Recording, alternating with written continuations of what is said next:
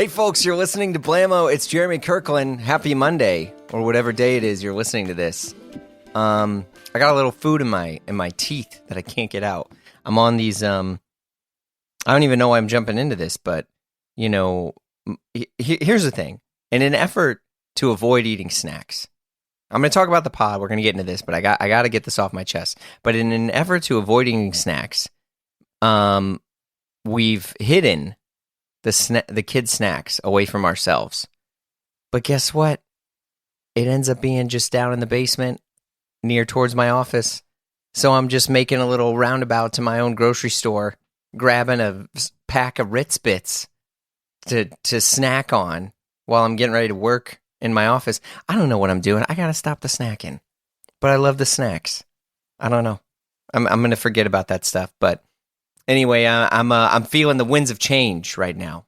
I'm hoping summer. I'm hoping summer it's on its way out because every brand is on sale right now. I mean, the amount of emails of this is on sale or spring summer is on sale, whatever.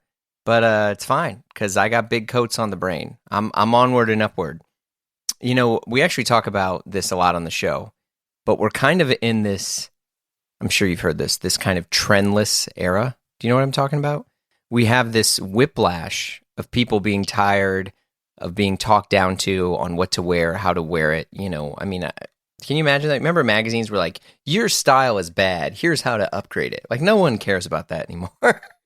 But we're all leveraging this sort of this newfound confidence on what to wear and what we want to wear and wear what we want when we want to and whatever style it is, as long as you're happy.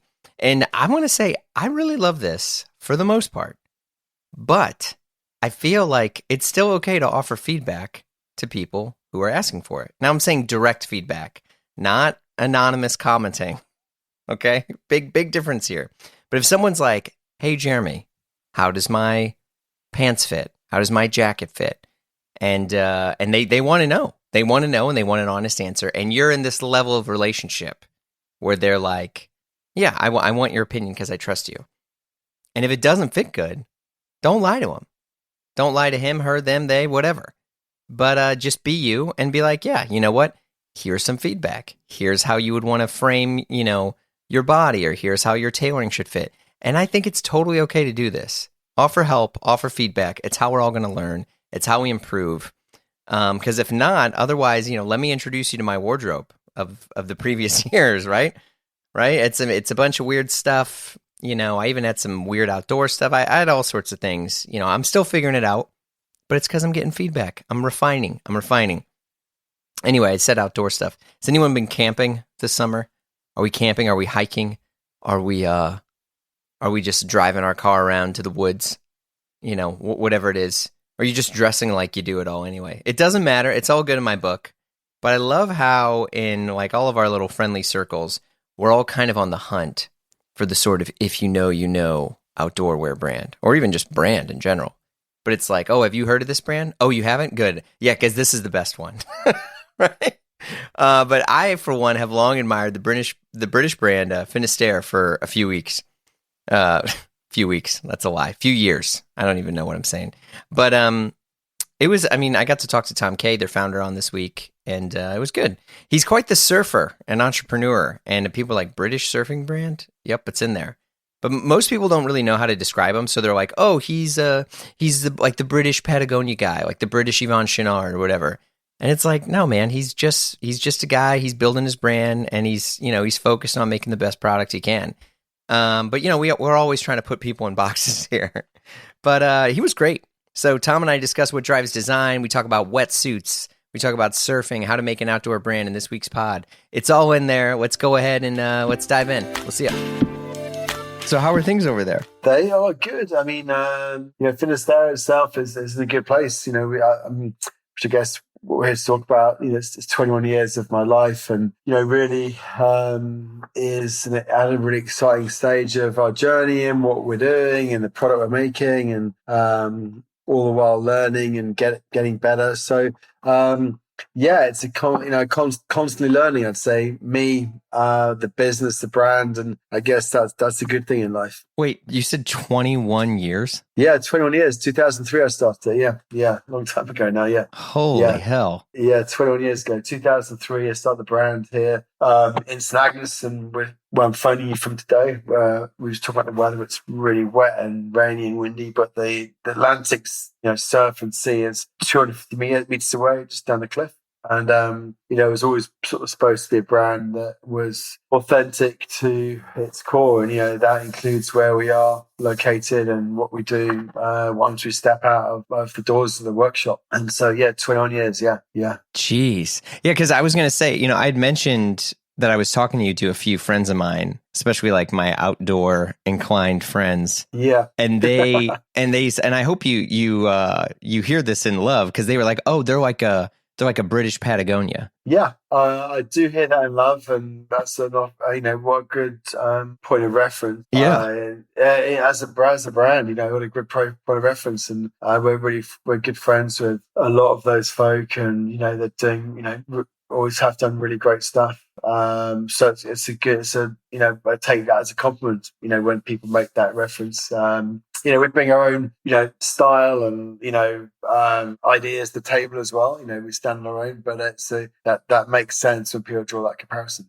Yeah, well, I think at least in their case, it's historically as a person, like I used to collect a lot of old like Sierra designs and like outdoor brands, and I even got into kind of like collecting some of these like brands that were somewhat bigger in the 90s that kind of went defunct, like Cloudveil and a lot of these other. And I think, fortunately and unfortunately, there's never really been that much on the British side. Like there was what I guess there's still a brand they're called like Rab or RAB or something. Yeah, Rab. Yeah, that's a kind of quite a well-known, heritage outdoor brands here. Yeah, been going for a while. Yeah. But there wasn't, I think for folks in the States, like there has never really been that much of like a strong, UK British sort of outdoor brand that like feels like it's been going on forever. And I mean, the fact that like, because I had done my research on this stuff and I knew it'd been around for a while, but I mean, 21 years is that's something to be proud of, especially when you look at just the, in any sort of clothing brand, outdoor brand, name it, just to exist for 20 plus years is a massive feat in and of itself. Thank you. That means a lot. I mean, it's it's my life's work, and I guess starting anything is always really hard, and starting in something when you're trying to do things differently, as I always have done, and use the business to drive change has been really, really hard. But it's we've sort of really stuck to our guns, and I often say to the guys in here, it's a bit like a startup. It still has that energy. There's still surfboards by the door. The dogs sleep here. It's got the same, for me, what's amazing is the spirit of the place, the mindset of the place is the same now as it was 21 years ago. Albeit there's there's way more people, there's more shops, there's more product. We're way bigger than we were back then. But that same sort of spirit, which is that sort of belief and startup mentality, which is exhausting to kind of keep that going for 21 years, but also very exciting. It's an exciting place for people who work here and our community to be part of. Yeah. I mean, I know you've shared some of this story before, but just, we won't harp on this too long, but like just for listeners' sake, I mean, what was your background pre this? Well, I think my background, why this makes sense to be doing what I'm doing is my background, my love had always been love of the sea. And that had been something my parents wanted to bring myself and my sister up with. And so that was instilled in us at an early age. And I followed that sort of theme through my life. And then when I hit sort of 15, 16, I sort of discovered surfing. And like many people at that period in their life, that's sort of a formative part of their life where they identify with, a culture or like it could be music or art or sport or whatever it was. And for me, it was surfing. And because where did you grow up? I mean, because surfing as a British person isn't as common as say rugby, right? No, it's not. It's more common than you think it would be. Actually, is it over here? Yeah, there's more waves here than many people realize. There's you can surf pretty much anywhere in the UK on its day, and that became the thing that I obsessed about and studied the weather maps about. And there's a really healthy surfing population here, but it's very it's wetsuit surfing though. Yes, it's wetsuits, it's cold water. Yeah, it's often freezing cold. The wind changes just to get to the beach. It's not very consistent sometimes, but on its day, it's as good as anywhere in the world. And because it's got all of this sort of this other experience I've just described to get to the act of surfing. There's a more romantic element to it I always found. And that was what I knew. The life I led, and really kind of the idea behind the brand was that we would talk to this community, also make products for them. Going back 20 plus years, the sort of product that you'd see in the front of the magazine was bikinis and board shorts. And here was I, like in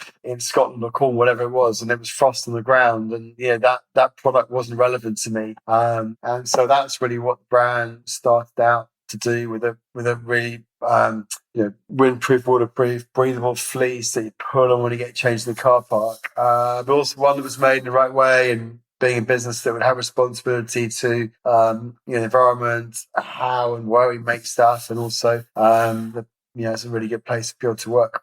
Yeah, I mean, because I think how many SKUs did you launch with? One. Yeah. One.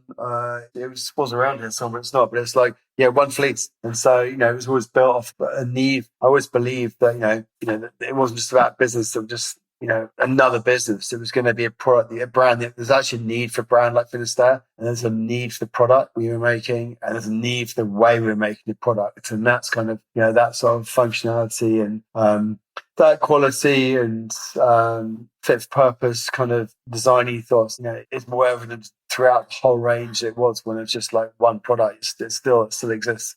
Yeah, I think it's interesting for like a lot of sort of like outdoor brands, and I don't. That's not a pejorative term, but like for brands that specialize in the outdoors, I would say maybe the past 10 years or so, it feels like a lot of these brands have started to embrace people who may not be the initial target when the brand launched, right? But in a lot of ways, the never focusing on the other type of consumer, I feel like has always really benefited a, air quotes sort of outdoor brand, right? And I think it's probably one of the most unique situations amongst any consumer apparel brand out there. Is it's like if you're going to start a brand now, you basically like, all right, we're going to have a focus, but we're going to eventually try to appeal to everyone. And I feel like outdoor brands, it's like, we're going to have a focus and we're never going to change that focus. And for some reason, we're going to continue to appeal to all these other people, even though they may not participate in the primary reason we started this brand. And I'm curious, like how you've thought about that process in the, over the years. It's a really interesting question. I mean, I think it's, I guess there's a few ways of looking at it. You can look at it by what you do or what you think. And so if you were, based off, say, for example, surfing is our cold water surfing is our core kind of identity that we inspire adventure around, and the kind of life around that lifestyle is something we is where we came from. And so, but not everyone in our customers, does that air quote, as you said, right, activity. The surfing life.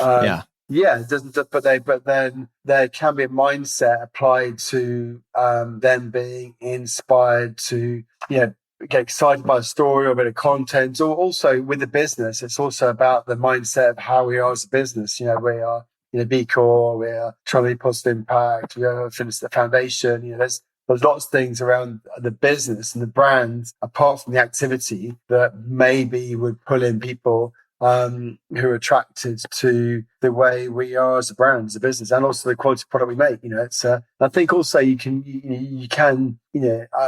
For me, what's important is people emotively connect to product, and so and if you do that, you're gonna look after it. It's going to last longer. We all know that's a better thing for the environment.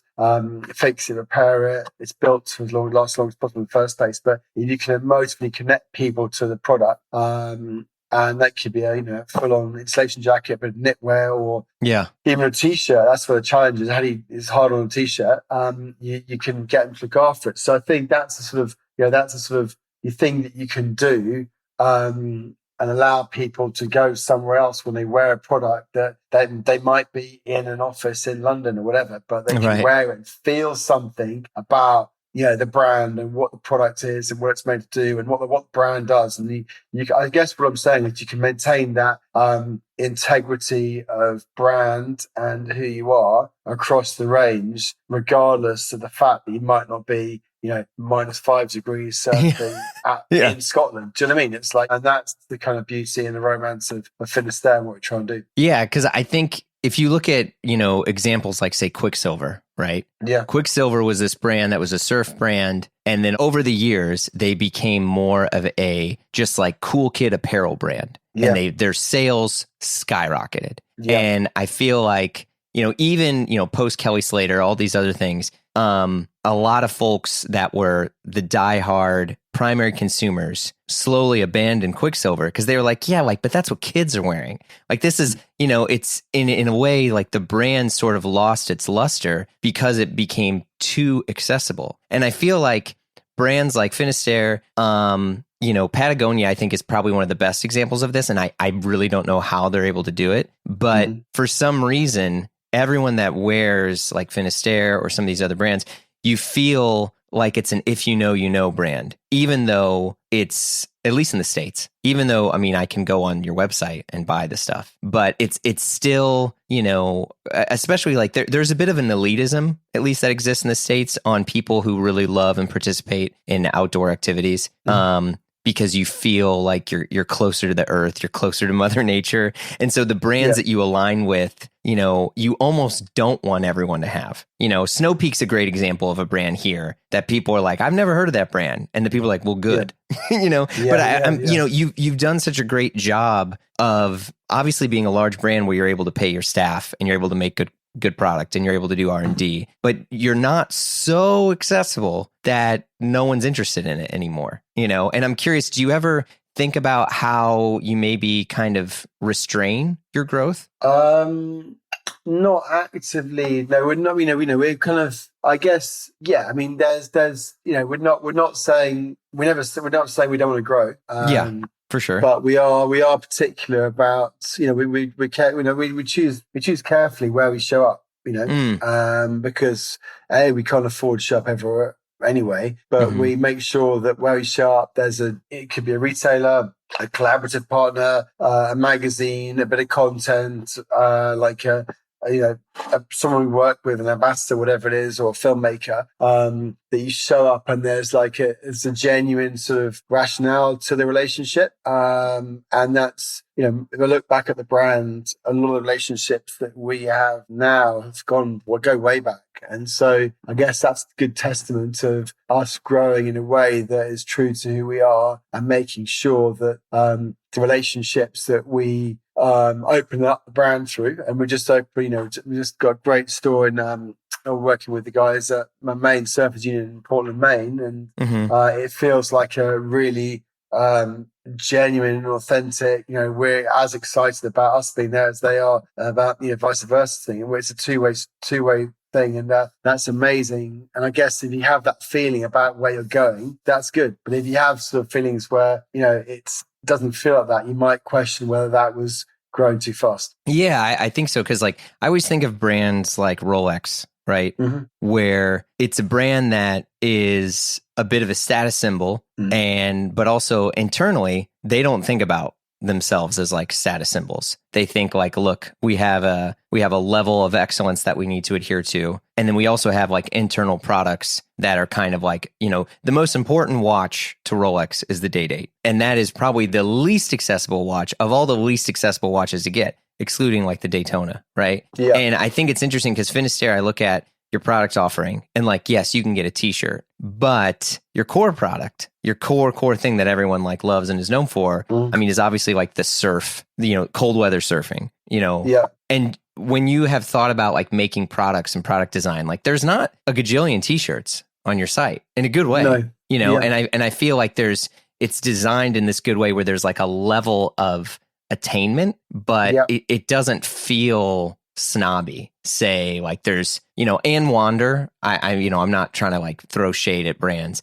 but like Ann Wander, the Japanese outdoor brand, I feel like is occasionally a hair on the snobbier side. And that could even just be me. So I want to, state that for the record. But I feel like, and I think this is the thing that makes me so interested about the brand is like, it's not a snobby brand, but there is certain things that if you're going to get really into it, you go to the cold weather surf stuff eventually. Yeah. And I think that's really, really interesting because when you look at any other brand, just on the clothing side, they don't really exist that way. And I think it's imperative now in terms of survival to have that mentality. Yeah, I mean, that's cool. Appreciate that. I mean, I think, I like to think we keep our feet on the ground as a brand, and we're accessible to someone who wants to go and on the most hardcore trip and surf the biggest waves, as people do, or, if you're just starting off on your journey and it's not, I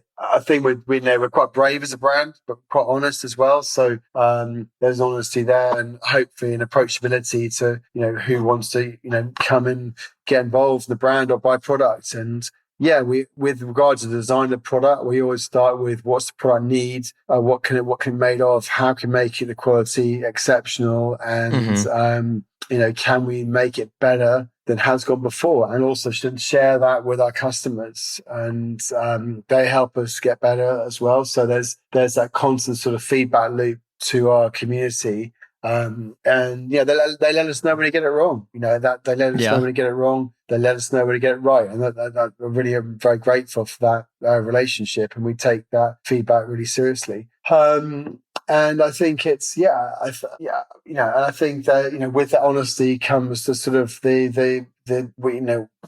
don't. As I said, we will make mistakes, but we are super excited about the journey we're going on, and we believe in what we're doing, and it's the right way to do things. So it's and I think as I said, what I get most excited about actually is when people meet each other through the brand. So we have stores in the UK, we now got some stores in the States, and we run events. That's always been a big part of it. And when people go and they don't even necessarily buy product, they just go and they meet through the brand introduces them, so they go to the main service union and they go and they meet at an event there and they go on a trip together, or they just go for a Saturday morning surf together at a local beach, and it's like 2 foot.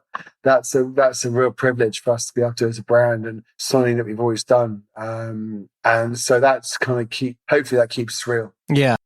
Wait a second. I got to get my bids in on the Bezel app, but more on that in a minute. I get all sorts of emails and questions from you all, which I love to read and respond. And one thing I constantly get, and even read in the Blamo Slack, is what watch should I buy and where should I get it? It's a wild world out there with all sorts of websites and shops, but I go to Bezel.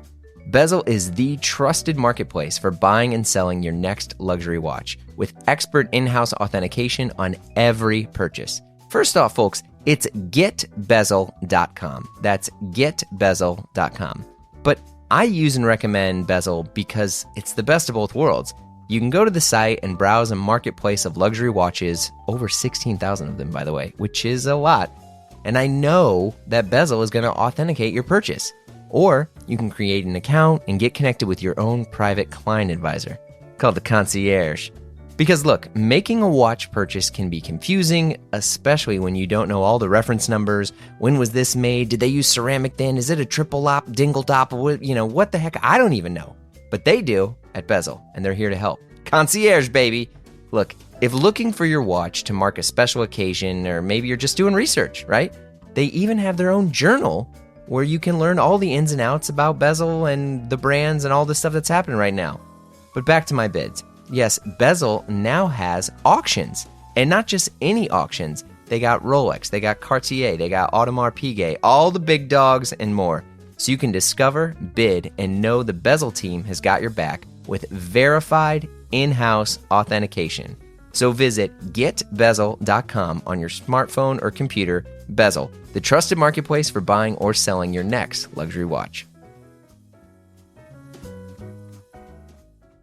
In terms of product design, are there any examples where you were like, okay, I'm out, I'm doing, whether it's surfing or I'm doing this, and you have, where the product has designed itself out of necessity versus, or how do you approach your product design in general? Is it like, hey, we need an insulated jacket, go find a good one? Or is it like, okay, I was out there, I was doing X or Y, and I noticed that, I needed an angular elbow or more movement on this, Yeah. I mean, I think there's a bit of both. I mean, now there's a really great design team who constantly. I mean, I constantly go in there with our old product that is maybe shown a sign of wear in a different place, and we need to reinforce it here. Need a bar tack stitch here, or this is wearing in the wrong way. So I obviously live in our product, and most of it's pretty old actually. What's the oldest guys stuff you have? Get me a new product, like literally like 15, 20 years old. I've got old insulation jackets, that are they're patched up. We've done repairs here for 15 years. That and I'll go do talks, and the marketing team are like, "Why are you not wearing our new products? Like, this one's fine." Yeah, so I guess what I'm saying is that there's that sort of design feedback, but then I think there's things like when you're in the water or like on a trip, you do get ideas for a product definitely, and our wetsuits our Ulex wetsuits have got like an amazing. Sounds so simple. They've got like in their back. So often when you're surfing, you paddle and you sit up on your board and you're exposed to the wind. It's quite cold. There's usually like a bit of a gap between your back and the wetsuit when you sit up like that, because the sort of tension's there. Oh, right. The wetsuit works by being really closely fitting. So the closer fitting is, the warmer it will stay. And that's the key with it. Well, there's 13 sizes of wetsuit in the range. So there's every single, size of, person hopefully accounted for there. But I was sitting up, I was like, my back is always cold. So now we have like an extra, like a lumbar patch in the back of the wetsuit, so that it's just super, super warm now. And that was like a really obvious one that goes back 7 or 8 years now. So there's loads of stuff like that. We're constantly in and out, and we have like ambassadors who are feeding back on the product and saying, do you know what, make the base layers a bit longer, I'm reaching up and it's or whatever. And often they're little things that just make that product even better. Yeah. I mean, I really love that, because I feel like, as a person who, so I consult with brands, I've obviously been doing this pod for, too long now. And I've been in and around different levels of production to marketing and fashion and apparel. And I say that because I've noticed more and more brands, they kind of just, externally, they say they're just refining, right? Oh, we're refining our brand. But internally, I feel like they're just designing in terms of, how can we, tick a box to have a better profit margin, which I get and respect, because you have to survive to continue making stuff, to have a better profit margin, but it doesn't, it becomes similar to all these other brands into which it's just an insulated jacket, right? There's nothing special about it. And I feel like over time, people forget how smart consumers are. And they'll call bullshit on a brand really fast. And there's a handful of brands which, that I'm not here to talk, shit about other brands, but there's a handful of brands that you see that they've been doing that over time. And are there certain things internally that you think about where you're like, no, look, I know we can save money by doing this, but we're not going to do it. For some people, it's cheap zippers or, a non-traceable down or whatever that is. And I think there's things like that over time, like people forget, I'll pay more for good stuff, but I just got to know that it's good. Yeah, I mean, 100%. I mean, like we've been doing for, as we talked about at the start of the pod, like a long time now. So you go back even, half the length of time we've been around, say 10 years, getting recycled fabrics, getting recycled zip, even having these questions with suppliers. Yeah. Most people weren't doing it. And if you were doing it, as we were, and have been doing it for quite a long time, even by then, you are doing it, and it's a pain. It's additive to the process. It's a different, cut, make, trim process. It's the minimums are smaller on the yardage that you have to buy to make the jackets. And so Yeah, I mean, we've always done that, and I would argue actually that talk about growth earlier. We have probably grown in the right way, which hasn't been the fastest or most profitable way, because we put exactly those decisions at the heart of everything we do, and have always done that. So it's sort of, which sounds, I mean, I've done it, and I know, the kind of behind all the Beautiful Brown stuff is like, is the business reality of these things. And it's Yeah. like, it has been super hard to keep all those sort of variables, alive, so I guess what I'm saying is that, we have absolutely always had that at heart, and haven't really cut corners in that respect, at all, in fact. Yeah. And I mean, that's kind of one of the reasons why I'd surfaced that question, because I feel like, I've worked with VCs as an advisor and a few different things. And I don't know why it doesn't always click in people's heads, where it's like, when you compromise the product in order to make a better margin, you really lose in a lot of ways what made the product special to begin with. And I feel like, some of these brands and stuff that I've worked with, they don't want to listen to that. Or they're like, it doesn't matter. We need an 8x return in X amount of time or it's over. And it's like, well, then great. Look at the graveyard of brands that have tried to do this and just went belly up, and I think that's the big thing too, where it's like, I don't know if it's like a capitalism or greed thing that kicks in, but it's like slow growth is good, because the fact that, you're 20 plus years in and you can continue to be nimble, but also continue to make these things. I mean, it's just a case study that I think has to get, shouted from the rooftops, because, over here in the States, and obviously, as I'm sure you're aware over there, it's like, nope, sorry, we want a 20x revenue growth in 2 years. And it's like, what? And I don't think people get that. No, I mean, you can do that if you want, but I'm always really suspicious of brands just turn up out of nowhere and then they're just gone, and they're just or they're just. There's a few examples of the last like 3 or 4 years you can probably think of that. Yeah. You're like, where did that come from?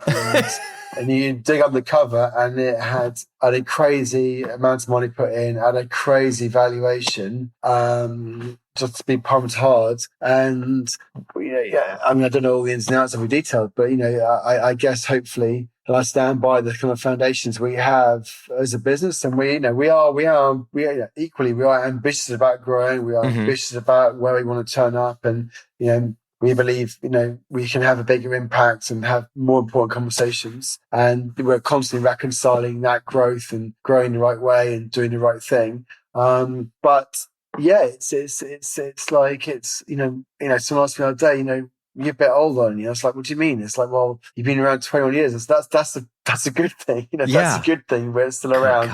I'm still a founder. I'm still involved. It's my life's work. And we got the fact that it is still around is amazing. You shouldn't be saying, oh, are you just not, how come who was this clown that was like, you're an older brand? I don't know. So it was it was probably an investor. So I don't know. I can't remember if it was now, but it was, it's like, it's a good thing that a brand is like this. It's still around. It's still as relevant as it was at the start. You're still having those conversations, all while learning and having like a humble approach to how we are. And we are not perfect and don't have the answers, but we are hell bent on being better than we were yesterday. And that's what kind of drives us. All the while, exploring new customers, new territories, new markets, new products, and that's I think that's kind of that's the exciting place for us to be. Yeah, on a lot of brands now will kind of grow in the collab space, right? Like you'll have companies that'll collaborate with other companies that may not make any sense, and because of that, it actually does make sense. Have there been collabs or opportunities that you've had on the business side where you're like, hey, this could be good for us, but you've turned it down, and in effort to protect your brand? Yeah, no, I mean, we've done collabs, well, for quite a long time now, like probably before they were like a thing. And we've done some great ones with like Vans. And that was like, that was a big deal because that was probably 6-7 years ago now. Mm-hmm. And that was like us, Finisterre, in Cornwall on the cliff, partnering with like, Vans, which is, well respected, still relevant, still, people, everybody loves the brand, they love the brand generally. And, it's successful, still got its kind of authenticity, and you still kind of have a connection to it. And you love seeing those stories of the old days, how it started and stuff. And then here we were there pushing them to make a more sustainable shoe. And we had like 3 silhouettes that were their most sustainable sort of shoe they'd ever make. We don't make shoes. And so they brought their shoe manufacturing expertise. We brought our, fabric supplier, sustainable kind of expertise to the table. We produced a product that, you couldn't get anywhere else, sold out really quickly. And so that's a good example of like, a collab, and, and fair play to Vans because they actually took on board what we said and pushed it hard, which is great. And I think they now have that shoe in their line. But, and there's also examples of brands that would approach us maybe where there isn't a natural sort of fit like that, that we would absolutely turn down. We would turn down, weekly, basically. Collabs from people that didn't make sense for us, sort of too big, or there wasn't any like real sort of soul to it. That being kind of cheesy, whatever. There wasn't like any real sort of depth to the collab, and Finisterre granola bars. Be careful about that.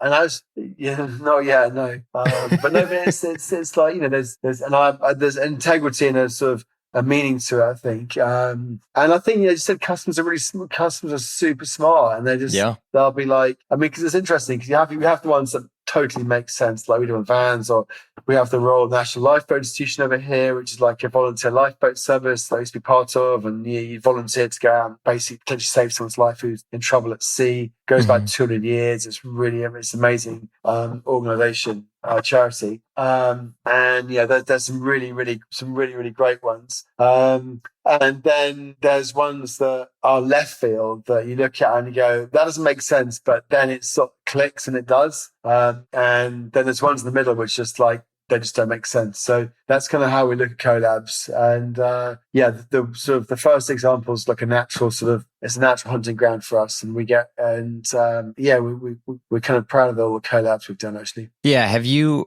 had the opportunity to do, or would you work with any car companies? Because I feel like, some of these, do you remember the North Face edition, I don't know, Chevy or the Eddie Bauer edition Ford Explorer? I mean, those were like premium things that had happened. And I often wonder if they were good or bad, but I still think they're pretty cool. I mean, have you ever thought about that, or is that anything you would entertain? Yeah.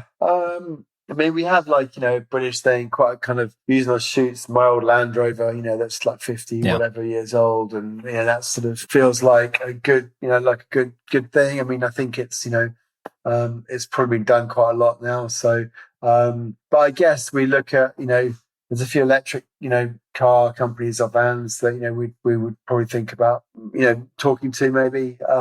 But I guess when I see the product out there from a collab, I'm like, but it doesn't always be product. It could be like content or storytelling or that sort of thing. That's also an interesting way to partner or stores. That's also good. But with collabs, I get most excited when the collab is a product that doesn't exist anywhere else in the world. Right. So if you did a car company and you just put like Land Rover on a jacket, I'm like, well, that's not really an exciting collab for me. But when it's something that's actually like we've made with a really great watch with Timex, actually that helped design. It's beautiful. You can see it here. It's got like a tide.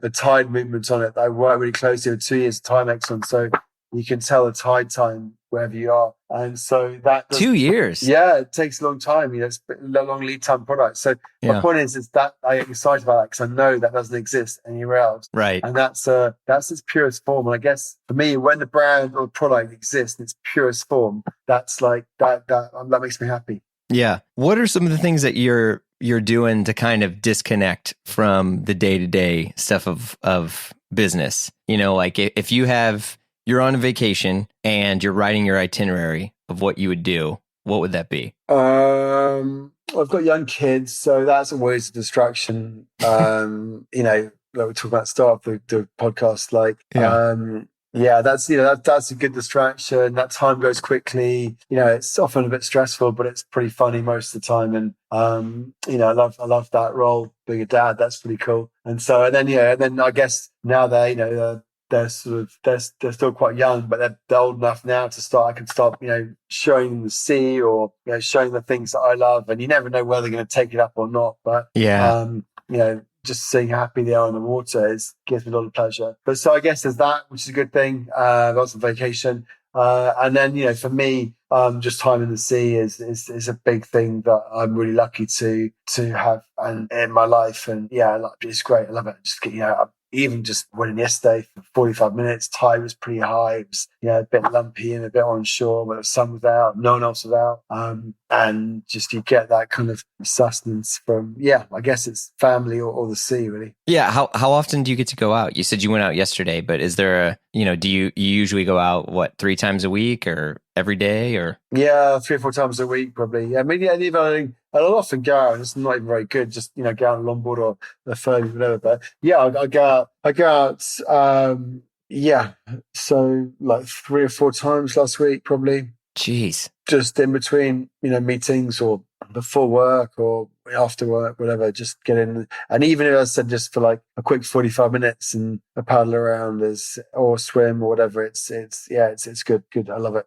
Why is it that I feel like anyone who's like in the surf lifestyle or swimming, you're always in the absolute best shape of your life? And like, what is it about all of that just gets you in perfect shape?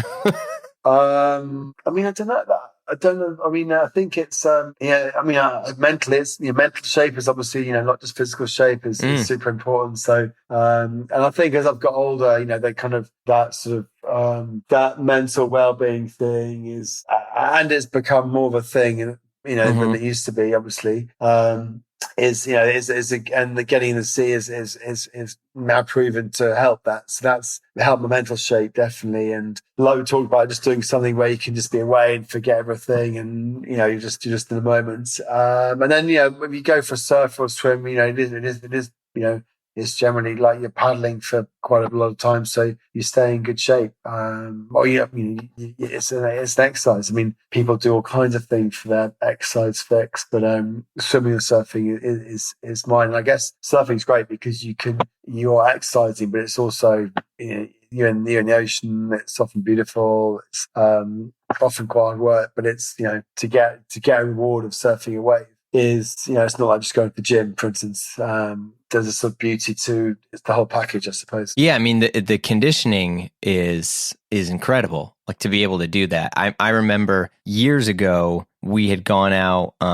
This was a long time ago. I had gone out with a friend of mine, and he was in California, and we went to Trestles, which is like like the Billabong Pro or whatever was there, and we camped out at Trestles. Yeah, sure. And then we went surfing there, and he went surfing. I went paddleboarding and just near dying because and obviously like I'm no pro, like I could do a couple things, but I remember going out there and he's like, oh yeah, we got to paddle like a little over a quarter mile out so we can actually get safe enough waves.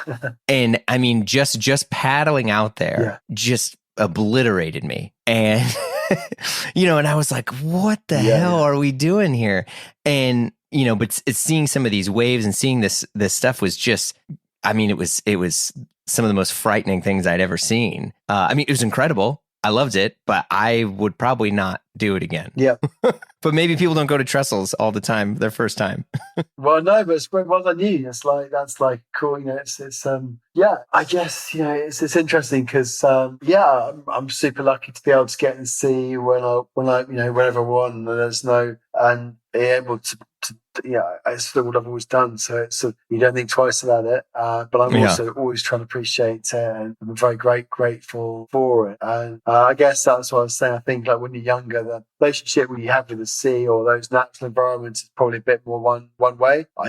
give me that fix, that rush or that radical moment, whatever it is. And then as you get older, you realize it's more than that, more of like a well-being thing. It's, you know, being in nature, being in the sea, being away from everything. It's like, it's something that, makes you hopefully a better person when you're not in that space. And also, you know, an activism thing allow you to sort of stand up for it and protect it, you know, have a voice for the ocean or the natural world. Are there any spots that you haven't been able to surf yet, or that you've wanted to try to do, or, you know, or are you just kind of like, you're just kind of cruising the UK and that's it? Oh no, I mean there's a ton. I mean, yeah, there's, you know, on its day every spot is just it's beautiful. So you could go anywhere, and it'd be no waves. We could go somewhere and it'd be, you know, the best day ever. So there's always that like hope, and I think that's an interesting thing with, you know, there's that drive you have for, you know, Ed's quotes, the perfect wave, or perfect. And that's not for me. That's, you know, that's usually me or a few of us, or maybe me and my kids, you know, and not even, you know, chest high waves, you know, in somewhere beautiful, in say the Outer Hebrides in Scotland, whatever. Oh yeah, it's a great. That's a great moment. So I guess there's that constant drive to looking out, searching for waves, which is that can happen anywhere around the world. So yeah, there's no, you know, there's no. I haven't got like a bucket list of places I want to surf, but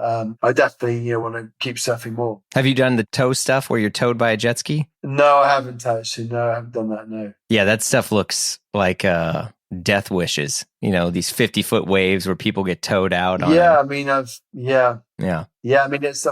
got friends that have done it in Ireland and stuff, and you know, the scary thing is you can, because with a paddling wave, there's more to get right before you catch the wave. You've got to paddle, be strong, paddle strength, be on the right board in the right place when the wave set comes in, to take it, to make takeoff. Whereas towing, you can just get whipped in, and you've taken all those earlier factors out. So you know, you could get whipped into some scary situations without necessarily, in traditional sense, the right to be there. Yeah, I mean, seeing some of the videos and photography of this stuff, I mean, it really does show. Yeah, it's crazy.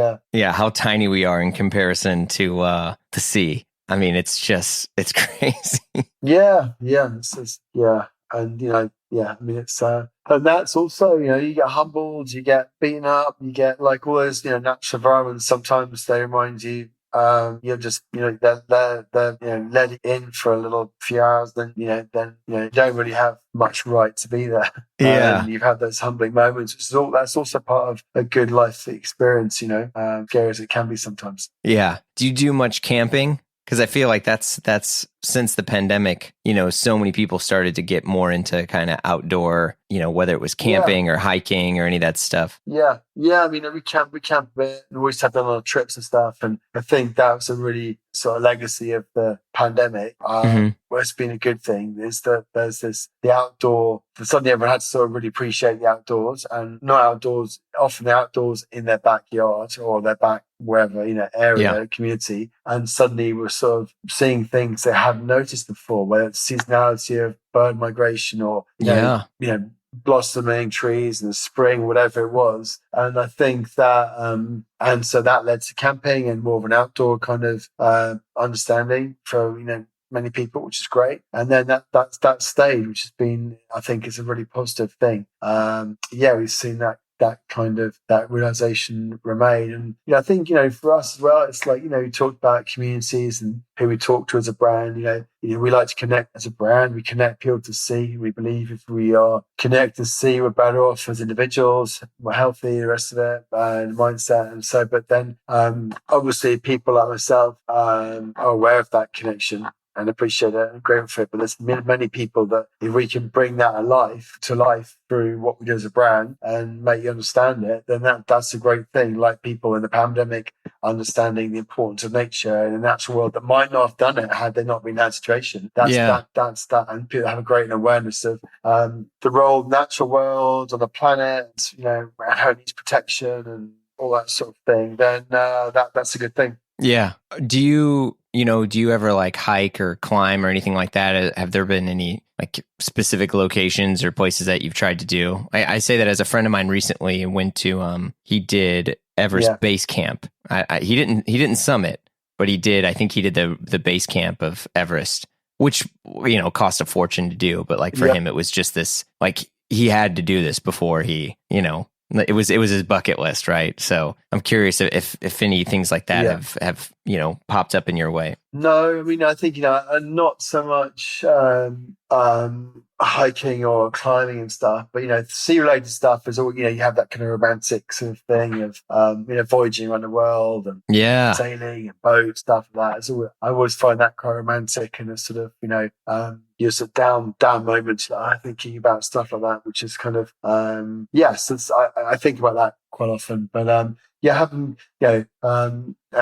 got a bucket list to climb Everest or, do that sort of thing. No. Yeah, it's funny because I was watching this documentary about Everest, and they were talking about the amount of waste that's up there of just, because people go up there and they just leave their stuff. Massive, and there's also, unfortunately, a lot of dead bodies and cadavers of people who don't make it up there that are kind of just preserved in the ice. And, it's not the sort of serene, beautiful, untouched, wilderness. It's like turning into this, plastic filled, area up there, and I feel like a lot of companies have also really tried to embrace this sort of like zero plastic, life, whether it's, the ocean cleanup or things like that. And, or even like sending wash bags with garments to reduce plastic, microplastics and things like that. Has that, resonated with you at all, or is that stuff that you guys think about? Yeah, I mean, I think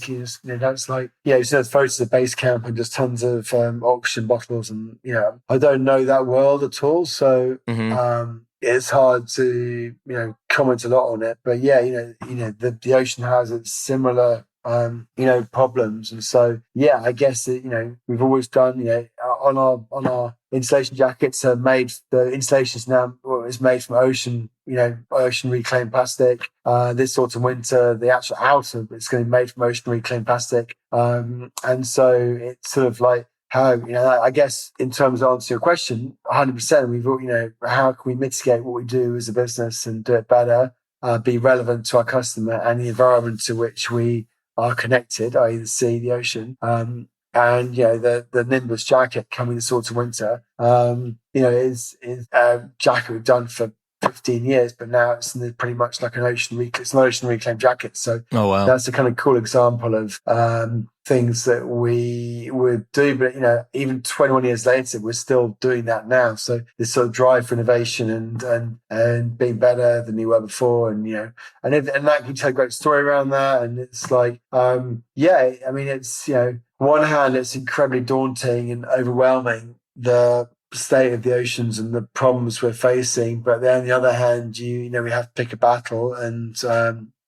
I guess we are brave and hopeful and driven to make sure that we can affect change in a positive way through what we're doing as a business. Yeah, I mean, I was watching some of the social media videos of the ocean cleanup and seeing how much just garbage is out there, but also how much they're actually having a positive effect on. And it feels good. Like, I mean, not that like I'm doing anything, let me be clear, but like just seeing that like, oh, okay, like we can fix some of this stuff. Cause I feel like at least with, global warming and climate change and all these things that have been happening, it's, sometimes I've left with a feeling of like gloom and despair, and knowing that like, oh, like there are ways to make this better. So it's nice. Yeah, I think like you hope you say that humans are generally hopeful people, and you believe in the the kind of the ability of human spirit to to change, do the right thing, generally speaking. And so you've absolutely got to take on the severity and the gravity of the situation and the urgency of the situation, but also, I guess, show examples of, positive stories where, change has happened, and this is the impact, because people need things to hold on to on this journey. Otherwise, it can be quite bleak and overwhelming. And if it's that, people can just turn off and not think they can do anything that's going to make a difference. Right. Yeah. I mean, I agree with that. Sometimes I'm not a person who's saying like, don't tell people the truth. I want to be very clear about that statement. But I think sometimes when stuff is just kind of like hit over the head of like, it's getting worse, the world's on fire, there's no point there, everything is gloom and doom. It, at least for me, sometimes I'm less, I'm less optimistic, no surprise, to try to make anything better, and it's like, fine, just go, buy a dumb thing on Amazon and see if that makes you feel better versus like, oh, there are actual things that are improving and here's how to continue to be a part of that. Yeah. Yeah. Anyway, well, I want to be conscious of your time here before we wrap. Is there any other stuff you want to add or mention? No, not really great. I'm just still, around the house of the brand. It's super. I guess as founder, it's amazing that we are, available and making a presence in the US. It's awesome, and we had such an amazing reaction from that part of the world. So thank you, everyone. And I guess when I hear people know of the brand or have experienced it and had good quality products and love what we're doing, it makes it worthwhile. So it's great to get some exciting points in our journey. Oh, cool. Well, thank you, Tom, for chatting. It was great to meet you. I'll talk to you soon. You've been listening to Blamo. Our show is produced by Blamo Media. We're edited by Amar Lowell, and our theme music, as always, by the mysterious Breakmaster Cylinder. If you like what you heard, you know the drill. Share the pod with a friend. Leave a review on Apple Podcasts. Give us 5 stars or thumbs up on whatever other thing you're listening to us on, whether it's Dingledorp or Bing Bong, whatever it's called. But you can also follow us on Instagram for all the hot content. If you want to talk to us and give us your hot take, we'd love to hear from you. You can send us an email at info@blamopod.com. Last but not least, super, ultra important, if I had a air horn, I would press it right now. You got to come and join us over on Patreon, because the fun never stops over there. Look, the live show, the free show, whatever you want to call this, we take breaks here and there, but Patreon, it never stops. And we also got exclusive shows like Die Workwear, hosted by Derek Guy and Peter Zotolo, and the Triple J Show, hosted by yours truly with John Moy and Gene DeLeon. There's just a ton of stuff over there. So check it out at patreon.com/Blamo. If not, no worries. We got hundreds and hundreds of free episodes in the feed and more to come. So we will see you all soon.